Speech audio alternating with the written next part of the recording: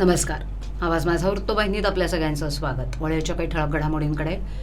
यंदा 1 ते 3 डिसेंबरमध्ये रंगणार पंडित राम मराठे संगीत महोत्सव. संगीत महोत्सवाचं 28वं वर्ष. शिंदे मुख्यमंत्री होतील, पण 39 आमदारांचं काय? आमदार जितेंद्र आव्हाड. आणि लोकसभा निवडणुकीसाठी राष्ट्रवादीसह महायुतीचे मिशन 45+, सुनील तटकर यांची माहिती. ठाणे महानगरपालिकेतर्फे आयोजित करण्यात येणारा संगीत भूषण पंडित राम मराठे संगीत महोत्सव यंदा 1 डिसेंबर ते 3 डिसेंबर या काळात होणार आहे.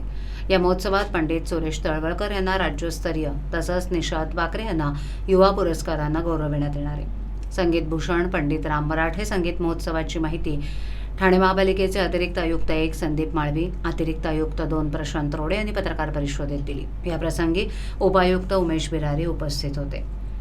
राम गणेश गडकरी रंगायतन इथे 3 दिवस हा महोत्सव होणार असून महोत्सवाचं हे 28वं वर्ष आहे.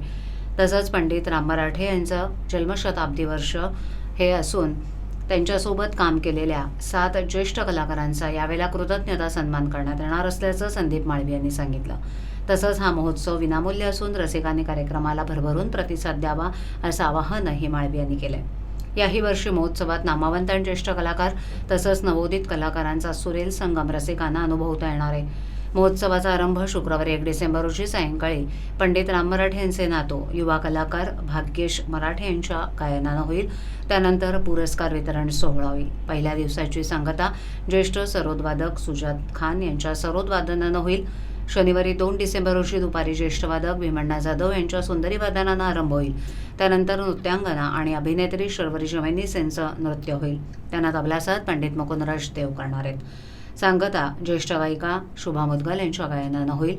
त्यांना अनिश प्रधान आणि सुधीर नायक हे साथ संगत करणार आहेत. रविवारी 3 डिसेंबर रोजी सकाळच्या सत्रात युवा कलाकार शाश्वती चव्हाण यांचं गायन आणि मंजिरी वाठारे यांचं नृत्य होईल. दुपारच्या सत्रात संगीत मंदारमाला या नाटकाचा प्रयोग होणार आहे. त्याचे दिग्दर्शन पंडित राम मराठे यांचे पुत्र मुकुंद मराठे यांचं आहे. तर महोत्सवाची सांगता ज्येष्ठ गायिका अश्विनी भिडे देशपांडे आणि ज्येष्ठ गायक पंडित संजीव अभ्यंकर यांच्या जसरंगी या अनोख्या कार्यक्रमानं होणार आहे. मुख्यमंत्री एकनाथ शिंदे यांच्या अपात्रतेविषयी बोलताना उपमुख्यमंत्री देवेंद्र फडणवीस म्हणालेत की ते अपात्र झाले तरी तेच मुख्यमंत्री राहतील, कारण त्यांना आम्ही विधान परिषदेवर घेऊ. मग त्यांच्यासोबत आलेल्या 39 आमदारांचं पुनर्वसन कसं करणार, असा सवाल राष्ट्रवादी काँग्रेसचे आमदार जितेंद्र आव्हाड यांनी केलाय. आव्हाड म्हणाले की मुळात शिंदे यांच्या मुख्यमंत्री होण्यानं किंवा त्यांना विधान परिषदेवर घेतल्यानं प्रश्न तिथेच संपतो का? त्यांच्यासोबत आलेल्या 40 जणांपैकी तुम्ही एकाचं पुनर्वसन करणार आहात, मग उर्वरित आमदारांचं काय होणार? ते तर गेले ना जीवानिशी, त्यांचं राजकारणच संपलं, अशी प्रतिक्रिया आव्हाड यांनी व्यक्त केली आहे. चंद्रशेखर बावनकुळे यांच्यावर टीका करताना ते म्हणाले की सनातन धर्म कसा जन्मला हे आधी बावनकुळे यांनी सांगावं. बुद्धांनी समतेची ज्योत का पेटवली?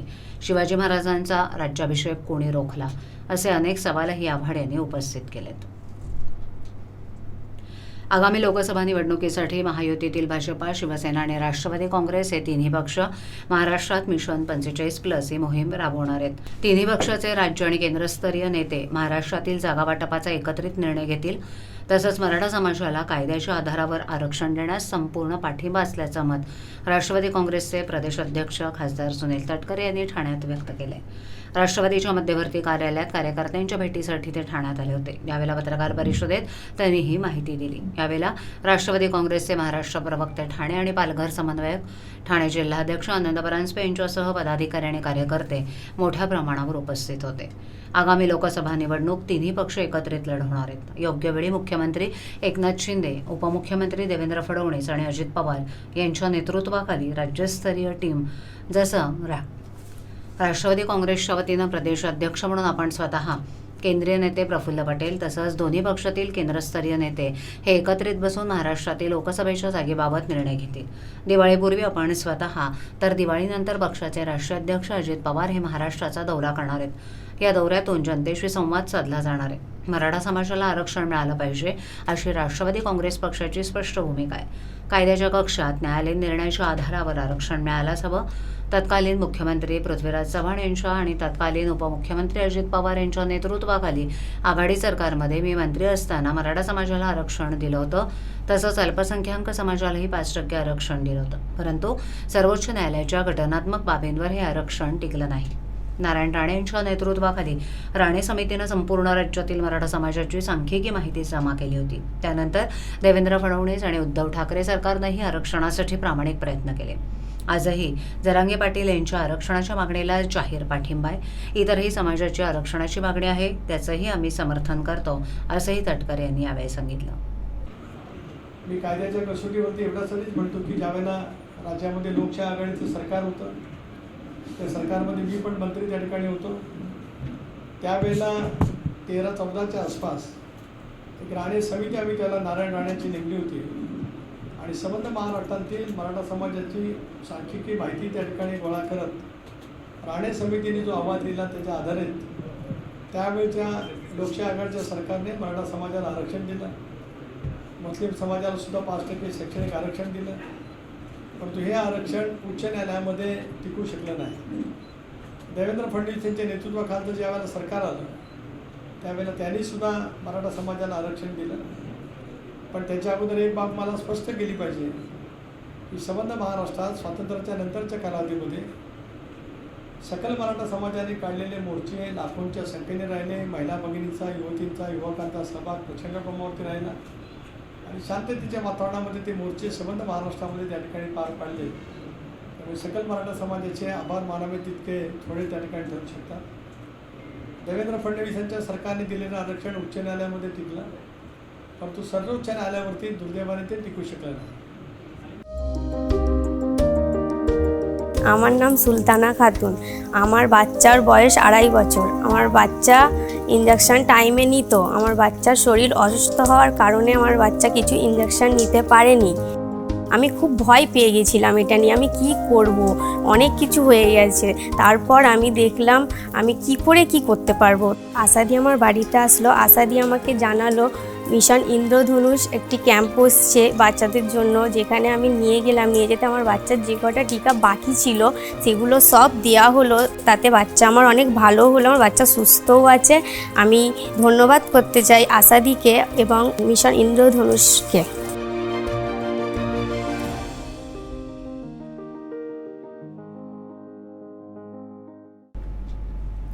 मराठा आरक्षण देण्यासाठी राज्य सरकारनं 30 दिवसांची मुदत मागितली होती. मात्र सरकारनं 42 दिवस उलटले तरीही आरक्षण दिलेलं नाही. त्यामुळे जालना इथे मराठा नेते मनोज जरांगे पाटील यांनी दुसऱ्यांदा आमरण उपोषण सुरू केले. त्या आंदोलनाला पाठिंबा देण्यासाठी ठाण्यात 28 ऑक्टोबरपासून सकल मराठा समाजातर्फे साखळी उपोषण सुरू करण्यात आले. रविवारी या साखळी उपोषणाला ठाण्यातील सकल धनगर समाजानं मोठ्या संख्येनं उपस्थित राहून आपला पाठिंबा जाहीर केलाय. मराठा समाजाला आरक्षण मिळावं याकरता आत्तापर्यंत अनेक मोर्चे निघाले आणि संपूर्ण विश्वात शांततेनं आंदोलन करण्याचा आदर्श घालून दिलाय. तरी देखील सरकारनं टिकणारं आरक्षण दिलं नाही असा प्रकार धनगर समाजाबाबत सरकारनं केलाय. धनगर समाज गेली 65 वर्ष धनगर समाज ST आरक्षण अंमलबजावणीसाठी व्हावी म्हणून मोर्चे आंदोलनं करते, परंतु आजपर्यंत सरकारनं आरक्षण लागू केलेलं नाही. त्यामुळे धनगर आणि मराठा समाजाला आरक्षण मिळालंच पाहिजे यासाठी ठाण्यात धनगर समाजानं मराठा आरक्षण आंदोलनाला पाठिंबा जाहीर केला. सरकारनं 50 दिवसांचा अवधी धनगर समाजाकडून मागितला होता, परंतु सरकारनं काहीही केलं नाही. म्हणून नोव्हेंबर महिन्यात धनगर समाजाच्या वतीनं ठाण्यात भव्य मोर्चा देखील काढण्यात येणार आहे, असं समाजाच्या वतीनं स्पष्ट करण्यात आलं. यावेळेला धनगर समाजाचे नेते शंकर विरकर, समाजाचे नेते शंकर कोळेकर, दीपक कुरकुंडे, अभिजित कोकरे आणि इतर उपस्थित होते. जिल्ह्यात राबवण्यात आलेल्या मतदार याद्या विशेष संक्षिप्त पुनरीक्षण सुधारित कार्यक्रमामध्ये 1,29,372 मतदारांची वाढ झाली आहे. त्यामुळे ठाणे जिल्ह्यात सद्यस्थितीतील मतदारांची संख्या 63,43,889 इतकी झाली आहे. तर 133 मतदान केंद्रही नव्यानं तयार करण्यात आली आहेत. भारत निवडणूक आयोगाच्या निर्देशानुसार 1 जानेवारी 2024 या अर्हता दिनांकावर सर्वत्र मतदार याद्या विशेष संक्षिप्त पुनरीक्षण सुधारित कार्यक्रम राबवण्यात येत आहेत. या कार्यक्रमादरम्यान 5 जानेवारी ते 27 ऑक्टोबर या कालावधीत ठाणे जिल्ह्यात 1,29,372 मतदारांची वाढ झाली आहे. त्यानुसार ठाणे जिल्ह्यात सद्यस्थितीत मतदारांची संख्या 63,43,889 इतकी झाली आहे. तर 133 मतदान केंद्रही नव्यानं तयार करण्यात आली आहेत. निवडणूक आयोगाच्या निर्देशानुसार ठाणे जिल्ह्यात 5 जानेवारी ते 27 ऑक्टोबर या कालावधीत मतदार याद्यांच्या विशेष संक्षिप्त पुनरीक्षण कार्यक्रम राबवण्यात आला.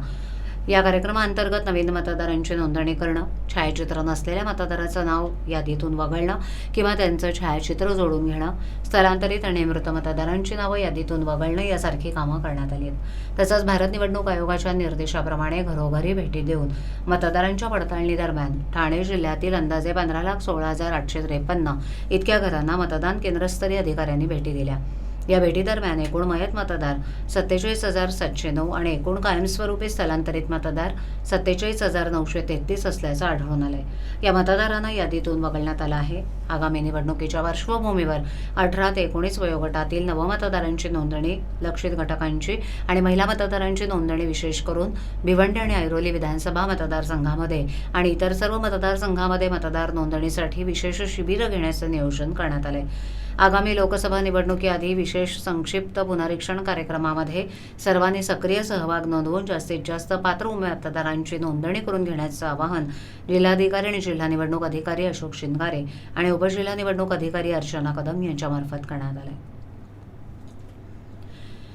राष्ट्रवादीचे महाराष्ट्र प्रदेशाध्यक्ष खासदार सुनील तटकरे यांना ठाण्यात मराठा समाजाच्या नेत्यांनी काळे झेंडे दाखवलेत. या घटनेमुळे तणावाचं वातावरण निर्माण झालं. ठाण्यात सुनील तटकरे यांची पत्रकार परिषद आयोजित करण्यात आली होती. तटकरे पत्रकार परिषदेसाठी राष्ट्रवादीच्या कार्यालयात येत असताना अचानक मराठा समाजाचे कार्यकर्ते त्या ठिकाणी आले. त्यांनी तटकरे यांना काळे झेंडे दाखवले तसंच घोषणाबाजीही केली. या घटनेनंतर पोलिसांनी आंदोलकांना ताब्यात घेतलंय. दरम्यान मराठा समाजाच्या नेत्यांनी राष्ट्रवादीचे अजित पवार गट नेते सुनील तटकरे यांची भेट घेतली आहे. आरक्षण कधी मिळणार अशी विचारणा मराठा नेत्याने तटकरे यांच्याकडे केली. आरक्षण द्या अन्यथा पुलाखाली फाशी घेण्याशिवाय पर्याय नाही असा इशारा देखील मराठा समाजाच्या आंदोलकांनी तटकरे यांना दिलाय. TJSB सौर शक्ती कर्ज गो ग्रीन, करा वीज बिलावर बचत. आकर्षक व्याजदर, 84 महिने परतफेड कालावधी, 80% लोन, व्यावसायिक आणि उद्योजकांकरता सुद्धा. अधिक माहितीसाठी तुमच्या जवळच्या शाखेला भेट द्या किंवा संपर्क साधा. 1800-223-466 आणि 1800-266-3466. आवाज माझावरील एखादी बातमी पाहिजे राहून गेली असल्यास यूट्यूबवर ती तुम्ही पाहू शकता. तर मग नक्की सबस्क्राईब करा आवाज माझा. आजच्या ठळक घडामोडी शेवटी पुन्हा एकदा. यंदा 1 ते 3 डिसेंबरमध्ये रंगणार पंडित राम मराठे संगीत महोत्सव. संगीत महोत्सवाचं 28वं वर्ष. शिंदे मुख्यमंत्री होतील पण 39 आमदारांचं काय? आमदार जितेंद्र आव्हाड. आणि लोकसभा निवडणुकीसाठी राष्ट्रवादीसह महायुतीचे मिशन 45+, सुनील तटकरे यांची माहिती. आपल्या विभागातील काही सूचना अथवा समस्या असल्यास आमच्यापर्यंत जरूर पोहोचवा. आम्ही तुमचा आवाज नागरिकांपर्यंत नक्की पोहोचवू. आम्हाला संपर्क करण्यासाठी आमचा पत्ता आवाज माझा 103 साईलेक आदर्श नगर कोलबाड रोड ठाणे पश्चिम. आमचा दूरध्वनी क्रमांक 7666213141. आमचा ईमेल ID awazmaza.tvnews@gmail.com. तर मग पुन्हा भेटू याच वेळी याच ठिकाणी काही नवीन घडामोडींसह आवाज माझा वृत्तवाहिनी. तोपर्यंत नमस्कार.